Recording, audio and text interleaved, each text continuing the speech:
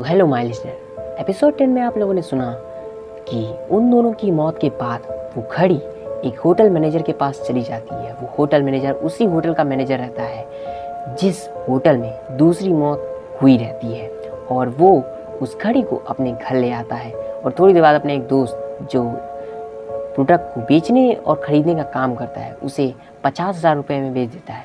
ये करने के बाद थोड़ी देर बाद वो सोने चला जाता है और रात के 12 बजे वो उठता है। रात के 12 बजे जब वो घड़ी को देखता है तो वो पूरी तरीके से डर जाता है। उसे घड़ी में 2 कटी हुई उंगलियां खून से लथपथ दिखती हैं, जिसे देखने के बाद उसकी मौत हो जाती है। होटल मैनेजर के मरने के बाद के और सुरेश उस जगह पर जाते हैं जहाँ पर उस होटल मैनेजर की बॉडी रहती है और वो उसकी बॉडी को इन्वेस्टिगेशन करते रहते हैं।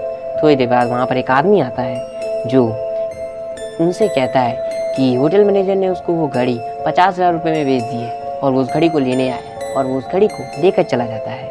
थोड़ी देर बाद के और सुरेश भी वहाँ से चले जाते हैं। के और सुरेश दोनों गाड़ी में बैठे रहते हैं। तभी के सुरेश को बताता है कि उस आदमी ने अपने पास घड़ी को ज़्यादा देर नहीं रखा और उस घड़ी को 70,000 रुपये में किसी दूसरे आदमी को बेच दिया। उस घड़ी को खरीद कर अपने घर ले आता है।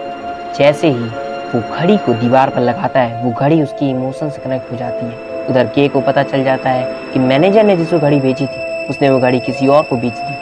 कि एक आदमी को उस जगह भेजता है जहाँ पर घड़ी रहती है और वो उस आदमी से कहता है अब आगे। कि एक आदमी को उस जगह भेजता है जहाँ पर घड़ी रहती है और उससे कहता है हम उस किलर को पकड़ना चाहते हैं। इसे रात को 12 बजे उस जगह पे कुछ भी हो उसे अपने फ़ोन पे रिकॉर्ड कर लेना और ये कहकर भेज देता है। उधर जो आदमी उस घड़ी को खरीदता है वो सोच रहा होता है कि इस घड़ी का दाम इतना ज़्यादा क्यों है, कि तभी उसके फ़ोन में उसके बच्चे का वीडियो कॉल आता है। अपने बच्चे को देखकर वो खुश हो जाता है।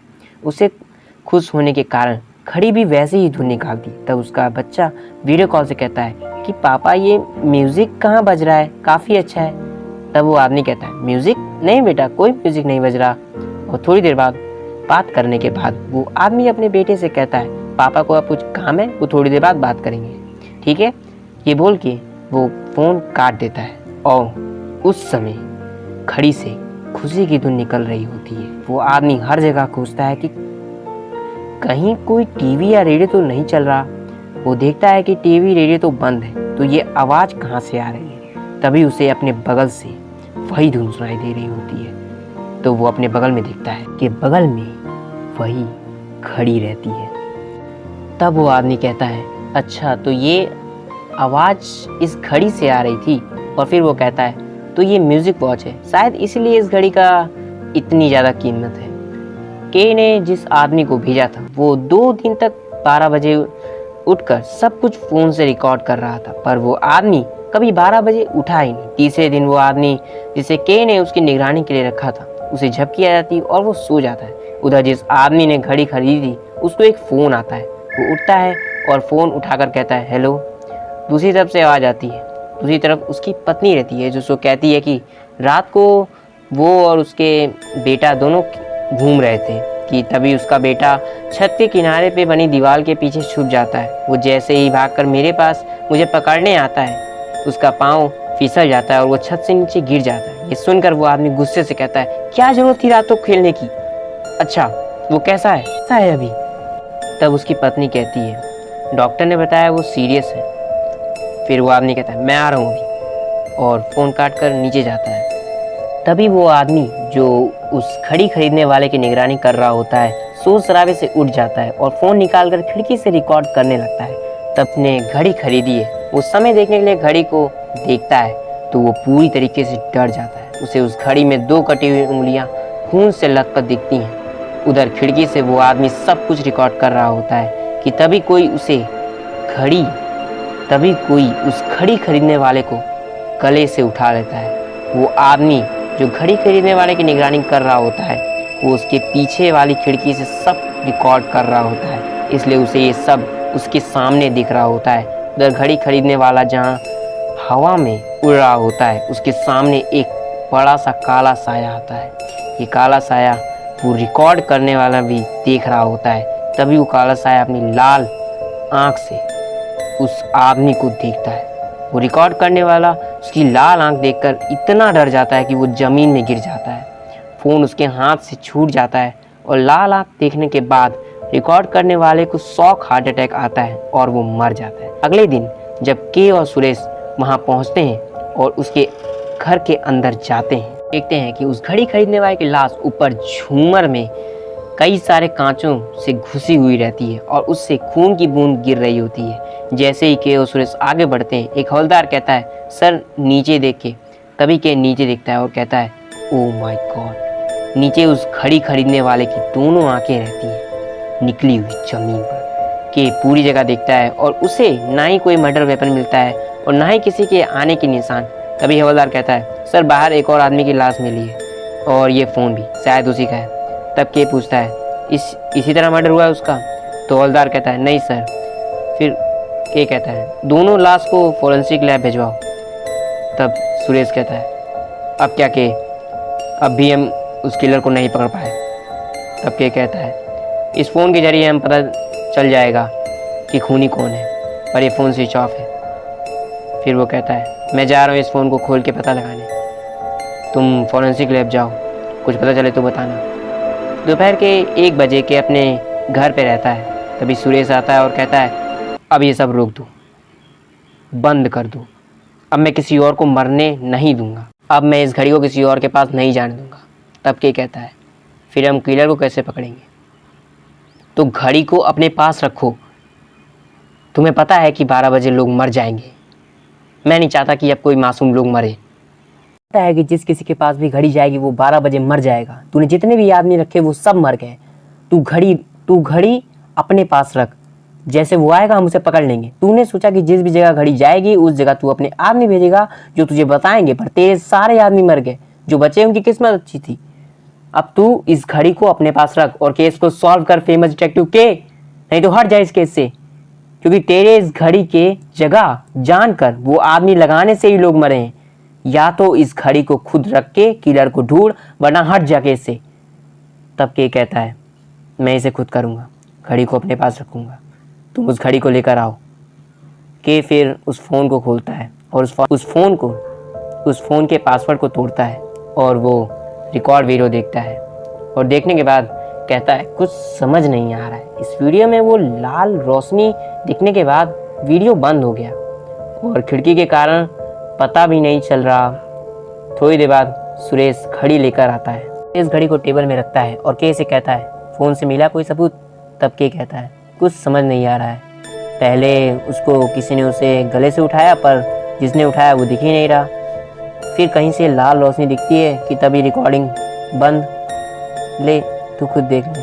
तब सुरेश देखता है रिकॉर्डिंग और कहता है, ये रोशनी ऐसे बन रही है जैसे किलर ने लाइटनिंग चश्मा पहना था, पर म्यूज़िक काफ़ी सैड लगता है। तुम्हारे आदमी ने म्यूज़िक लगा दिया। तब के कहता है, म्यूज़िक कौन सा? तब के उस रिकॉर्डिंग को सुनता है। उस रिकॉर्डिंग में बैकग्राउंड में एक सैड टून बज रही थी। तब के सुरेश से पूछता है, फोरेंसिक वालों ने उस दूसरे आदमी को क्या बताया, वो कैसे मरा? तब सुरेश कहता है, डॉक्टर ने बताया कि उसे शॉक हार्ट अटैक आया था और उसकी मौत उस घड़ी खरीदने वाले से कुछ देर पहले हो गई थी। घड़ी खरीदने वाले की मौत 12:10 बजे हो गई थी और इसकी मौत 12 बजे हुई। फिर सुरेश कहता है, मुझे कुछ काम है, मैं जा रहा हूँ, तुम घड़ी लगा लो। फिर के कहता है, ठीक है जाओ। फिर सुरेश से चला जाता है। ये कुर्सी से उठता है और घड़ी को दीवार पर लगा देता है। जैसे ही कि घड़ी को दीवार पर लगाता है, वो घड़ी उसके इमोशन से कनेक्ट हो जाती है।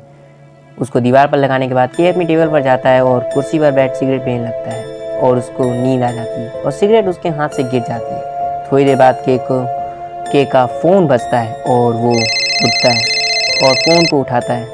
5:30 बज रहे होते हैं। सुरेश का फ़ोन आया था। के सुरेश को फ़ोन लगाता है और कहता है, हेलो सुरेश, फ़ोन किया था क्या? दूसरी तरफ से सुरेश कहता है, हाँ वो मैं कह रहा था कि मैंने कैमरा लगाने वाले को भेजा था, वो थोड़ी देर में आ जाएगा। फिर के कहता है, कैमरा लगाने वाले पर क्यों? तब सुरेश कहता है, देखो तुम्हारे पास घड़ी है, वो किलर तुम्हें मारने आ सकता है, इसलिए हमने वो कैमरा लगाने वाले को बुलाया।